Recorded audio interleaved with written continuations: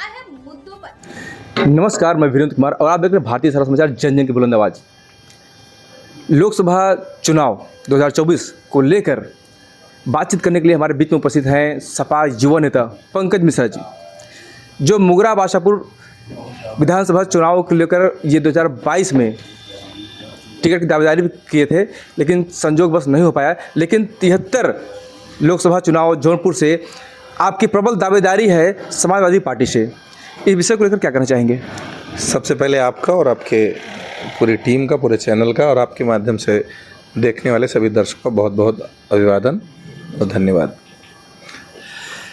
जिस तरह डेमोक्रेसी में उथल पुथल चल रहा है, जैसे कि भई हाल में अभी हेमंत सोरेन के बाद अरविंद केजरीवाल गिरफ्तार हुए हैं, और ये भारत के इतिहास में, राजनीति में ये बहुत अजूबा चीज़ हो रहा है, और लोकतंत्र को लेकर क्या कहेंगे? देखिए, जब आपने स्वयं ही बोल दिया कि भारत के इतिहास में यह अजूबा हो रहा है, तो सवाल का जवाब भी आपने खुद ही दे दिया। इससे एक ही चीज़ साबित होती है कि भारतीय जनता पार्टी सिर्फ दावा करती है, झूठा दावा करती है कि वो विश्व की सबसे बड़ी पार्टी है, उसकी तैयारियां सबसे मजबूत हैं। क्योंकि जिनकी तैयारियां मजबूत होती है, जो शेर होते हैं, वो इस तरह से छोटी मोटी हरकतें नहीं करते हैं। वो बिंदास होके मैदान में उतरते हैं और दो दो हाथ करते हैं। लेकिन भारतीय जनता पार्टी इस तरह का माहौल बनाने की कोशिश कर रही है कि सामने कोई लड़ने वाला ही न रहे और हम बिना लड़े चुनाव जीत जाएं। तो ये एक प्रकार का सिर्फ और सिर्फ डर है, कोई मजबूती नहीं है। इस डर के भरोसे अगर भाजपा 400 पार कर रही है तो भगवान प्रभु श्री राम ही उनके मालिक हैं। विपक्ष को इस बात से कितना डर है? विपक्ष को इस बात से कोई डर नहीं है। ये पहली बार नहीं है कि सदन की लड़ाई सड़क पर लड़ने की कोशिश की जा रही है। हमेशा ऐसा रहा है कि जब सदन अपनी मनमानी करने लगता है तो सड़कें भर जाती हैं। तो विपक्ष को कोई डर नहीं है। विपक्ष तो विपक्ष ही है। वह हर जुर्म और अन्याय के खिलाफ अपनी आवाज़ हमेशा से बुलंद करता चला आया है और आगे भी करता रहेगा। लोकसभा 73 से आपकी एक दावेदारी बन रही है और एक चेहरा है, आप आइकॉन बन के आ रहे हैं। क्योंकि जो रेस है गठबंधन से कहें या समाजवादी पार्टी से कहें कि टिकट लेने की होड़ में, तो वो सबसे पहले आपका नाम आ रहा है। इसको लेकर क्या कहेंगे? देखिए, सबसे पहले आपने इतनी अच्छी जानकारी मुझे दी, तो इसके लिए आपका बहुत बहुत धन्यवाद कि मेरा नाम सबसे पहले निकल के आ रहा है और दावेदारी में आ रहा है। ये आप सब लोगों का प्यार है और मेरे क्षेत्र की जो जनता है, मेरे जो साथी हैं, मेरे जो सहकर्मी हैं और जो मेरी टीम है और जो मुझे चाहने वाले हैं, जो मुझे प्यार करते हैं, मुझे आशीर्वाद देते हैं, ये उन सब की देन है कि मैं एक गरीब परिवार में जन्मा, सामान्य किसान का बेटा, मेंबर ऑफ पार्लियामेंट जैसे बड़े चुनाव की तैयारी कर रहा हूं और लोग मुझे सीरियसली ले रहे हैं। यही मेरे लिए बहुत।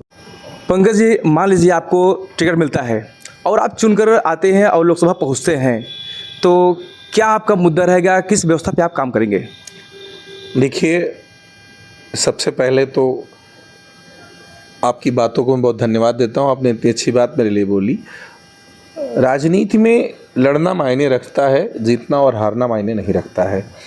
जीत जो होती है वो कहीं ना कहीं आपको स्टेबिलिटी देती है, बट हार जो होती है आगे आपको लड़ने की सीख देती है। खैर, अगर मेरे क्षेत्र की जनता मुझे चुन के सदन में भेजती है, मुझ पर विश्वास जताती है, तो विश्वास करिए, मेरा जो अपना मानना है कि जो लोग मुझे वोट देंगे उनका भी, और जो लोग किन्हीं वैचारिक मतभेदों की वजह से मुझे वोट नहीं देंगे उनका भी, मैं अपने क्षेत्र के हर एक वोटर, हर एक नागरिक और समस्त जनता की आवाज़ बनने की कोशिश करूंगा सदन में। सिर्फ उनके लिए सामान्य समस्याएं ही नहीं कि स्वास्थ्य, बिजली, पानी, रोड, खड़ंजा, नाली, इतना ही नहीं, उनके लिए, उनके भविष्य के हित में जो अच्छी पॉलिसीज़ होनी चाहिए उनका भी हिस्सा बनने का मैं काम करूंगा। और उनकी जो आवाज़ है इस सड़क से, इस जौनपुर की सड़कों से ले जाके सदन में उस आवाज़ को बनने की कोशिश करूंगा, ताकि मैं जब वहाँ बोलूँ तो यहाँ क्षेत्र की जनता ये समझे कि वो खुद बोल रही है सदन में अपने हक के लिए। युवाओं को क्या मैसेज देंगे? क्योंकि युवा, आप एक बड़ी संख्या में, बड़ी तादाद में आप जुड़े हैं, काफ़ी आपका दिली लगाव है, और तो उन युवाओं के लिए क्या करेंगे आप?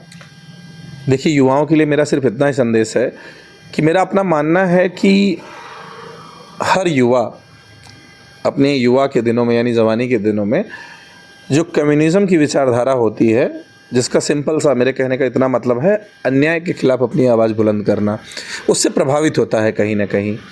तो सबसे पहले मेरा युवाओं से यही संदेश है कि आप राजनीति में इंटरेस्ट लीजिए, राजनीति को सीरियसली लीजिए और राजनीतिक फैसलों में अपनी भूमिका को बुलंद करिए, क्योंकि यह देश बिना राजनीति के अधूरा है। और राजनीति में अगर अच्छे लोग नहीं रहेंगे, युवाओं का जोश नहीं रहेगा, तो आज भाजपा जो मनमानी कर रही है या कोई भी पार्टी मनमानी करती है, उस पर रोक लगाना असंभव हो जाएगा। यदि युवा जो देश की सबसे बड़ी ताकत है, जो देश को हमेशा दिशा देने का काम करते हैं, वह राजनीति में सक्रिय भूमिका निभाएंगे और सकारात्मक सोच को रखनेंगे और अपनी जो भागीदारी है उसको बुलंद करेंगे, तो निश्चित ही यह देश जो है विश्वगुरु ज़रूर बनेगा। और मेरी स्पेशल एक अपील है खास करके उन लोगों से जो इस लोकसभा में के चुनाव में जो आने वाला है, तमाम कई चरणों में होने वाला है, जो लोग पहली बार वोटर बन रहे हैं, विशेष करके मेरी उनसे अपील है और बाकी सारे वोटरों से भी ये अपील है कि धर्म, जात, मजहब और भेदभाव से ऊपर उठ के एक अच्छे प्रतिनिधि को चुनिए और एक अच्छी सरकार का हिस्सा बनिए, ताकि आपका दिया गया वोट आपके साथ धोखा बनने का काम ना करे। अक्सर होता है कि ये हमारा जीवन का सबसे बड़ा पर्व, चुनाव का पर्व चल रहा है और देश को मजबूत करने के लिए जो हमारा सबसे अमूल्य योगदान हमारा वोट है, मेरे सभी युवाओं से और सभी बहनों भाइयों से, सभी बुज़ुर्गों से और सभी साथियों से अपील है कि देश हित में अपना वोट ज़रूर दें और एक सही व्यक्ति को दें, सही पार्टी को दें, सही सोच को दें, सही दिशा को दें। आखिरी सवाल आपसे है, आपने धर्म की बात कही है, राजनीति में धर्म इस प्रकार से घुस चुका है, इस प्रकार से कि लोगों के सर पर चढ़ के धर्म बोल रहा है, जो राजनीतिक पूरा मायने को बदल दिया है। ऐसे में जो राम मंदिर का मुद्दा है, वो इस चुनाव में कितना काम आने वाला है? देखिए, मेरा अपना मानना है, व्यक्तिगत जीवन में धर्म और राजनीति दोनों एक ऐसे विषय हैं जिसे कोई भी अछूता नहीं है, चाहे मैं हूँ या आप हो। ये ऐसे विषय हैं, इनको आप किनारे नहीं कर सकते हैं। आप आस्तिक हो सकते हैं, आप नास्तिक हो सकते हैं, आप राजनैतिक हो सकते हैं, अराजनैतिक हो सकते हैं, लेकिन इससे अछूते नहीं रह सकते हैं। रही बात भगवान राम जी के मंदिर की, तो मैं अपने हिंदुस्तान की जुडिशरी को धन्यवाद देता हूँ कि उन्होंने समय आने पर एक न्यायोचित सही फैसला दिया, जिससे देश में शांति बहाल रही, अमन और चैन बना रहा। और उस फैसले को मद्देनज़र रखते हुए हमारे देश की जनता ने अपना बढ़ चढ़ के योगदान दिया, शांति बनाई और एक माहौल बना के रखा जो इंसानियत के लिए ज़रूरी है। और अपने देश के उन तमाम लोगों को जिन्होंने अपने टैक्स दी हुई कमाई से, अपने पॉकेट मनी से चंदा दिया और जिससे भगवान राम मंदिर का निर्माण हुआ, इसके लिए मैं सभी लोगों को बधाई देता हूँ। और भगवान राम आस्था का विषय है, राजनीति का विषय नहीं है। जब राजनीतिक पार्टियां नहीं थी तब भी भगवान राम थे, और जब राजनीतिक पार्टियां नहीं रहेंगी तब भी भगवान राम रहेंगे। तो मैं ये नहीं समझता हूँ भगवान राम के आने से, क्योंकि भगवान राम पहली बात तो कहीं गए नहीं थे।